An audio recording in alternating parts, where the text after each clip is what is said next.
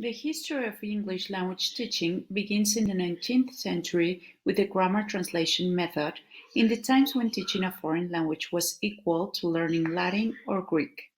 The classes were taught in the mother tongue and the vocabulary through isolated words.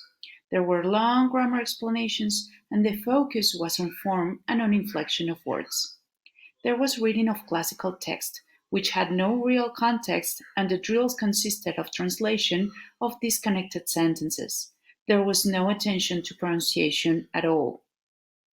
Then modern foreign language teaching began in the late 1800s with Francois Gouin.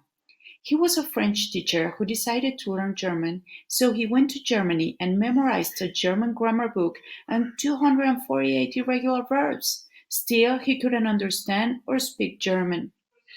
When he was back, he observed his 3-year-old nephew learn French as his mother tongue, and from his observation he created a method to teach learners directly, using no translation and no grammatical rules or explanations. He devised a series of connected sentences that were easily followed, such as "I walk towards the door," "I get to the door," etc. Unfortunately, his insights were lost on the shuffle of Berlitz's popular direct method. The direct method took place in the beginning of the 1900s. Berlitz believed that second language learning should be more like first language learning. Among the principles of the method, we can see that only the target language was allowed and only everyday vocabulary and sentences were introduced. He used to work with small intensive classes using question and answer exchanges. In this method, inductive grammar was introduced and concrete vocabulary was learned through demonstration and objects. There was teaching of speech and listening comprehension. Finally, correct pronunciation and grammar were emphasized. But what happened was unexpected. The Coleman report, a controversial study published by the US government, advised the schools to go back to grammar translation. However, when World War II broke out, the Americans needed to become orally proficient in the languages of both their allies and their enemies. So the US military funded intensive language courses focused on auditive and oral skills. These courses were known as the Army Specialized Training Program or the Army Method, which came to be known in the 1950s as the audiolingual method. Within the audiolingual method, the new forms were presented as dialogues. Set phrases were memorized and grammar was taught through inductive analogy.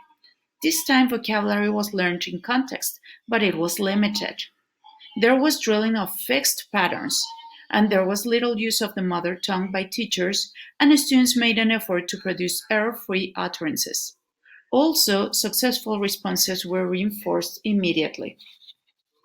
In the 1960s, the age of audiolingualism began to fade, when the Chomskyan revolution in linguistics turned linguists and language teachers toward the deep structure of language. The American linguist Noam Chomsky argued that children subconsciously acquired a system of rules, and the proponents of cognitive code learning injected more deductive learning. Still, there were some techniques retained from the previous methods. The drilling from audiolingual method and rule explanations and grammatical sequencing of material. Then we find the designer methods in the 1970s. We have 5 methods here. The first method is the community language learning with Charles Curran. He was inspired by Carl Rogers' view of education. Here, group members first needed to interact in an interpersonal relationship, and anxiety was thus lessened by the supportive community. They seated in a circle with the counselor or teacher outside the circle. First, the client said something in his mother tongue, and then the teacher translated into the second language. Gradually, the learner became able to speak a word or phrase directly in the foreign language. The second method is Suggestopedia. This method was derived from the Bulgarian psychologist Georgy Lozanov in 1879. This method capitalized on relaxed states of the mind for maximum retention of material. Activities were carried out in soft, comfortable seats in relaxed states of consciousness. Baroque music was essential, while the teacher read the new text which was translated into the student's mother tongue. Researchers learned that relaxation was beneficial in the classroom. The third method is the silent way. Gattegno, its founder, was interested in a humanistic approach. The teacher was a stimulator, not a hand-holder. He devised the use of quaternary rods. The rods were used to introduce vocabulary, verbs, and syntax. The teacher provided single-word stimuli or short sentences and phrases.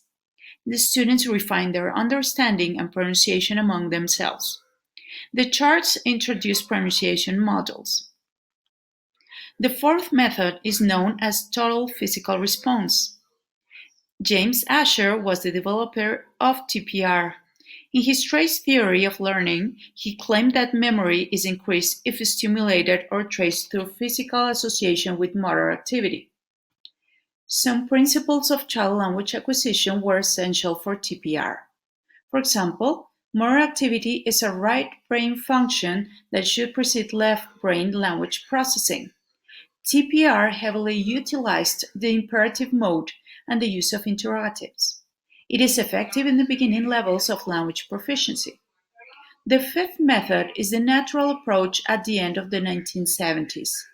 Stephen Kashen and Tracy Terrel created the natural approach. They believed that learners should be relaxed and communication and acquisition should take place, as opposed to analysis. The goal was to develop basic personal communication skills, such as shopping, listening to the radio, etc. And the teacher should provide comprehensible input just beyond the learner's level. Finally, from the 1980s up to now, we find the communicative language teaching, which is an eclectic approach. Here, language is viewed as a system for the expression of meaning, and its primary function is interaction and communication. The theory of learning includes activities involving real communication, as well as carrying out real-life tasks, and we can see that language is meaningful to the learner. The objectives here reflect the needs of the learner.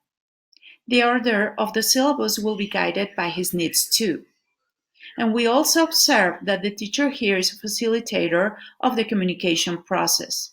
He's also a needs analyst and a counselor. Finally, the activities comprise information sharing, negotiation of meaning, and interaction.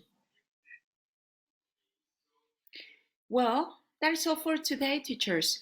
Please send me your comments and remember to give us a like if this information has been useful for you. Subscribe and click on the little bell so you don't miss on anything. I'm Tanya from TanyaTeacherTraining.com and I'll see you soon. Bye!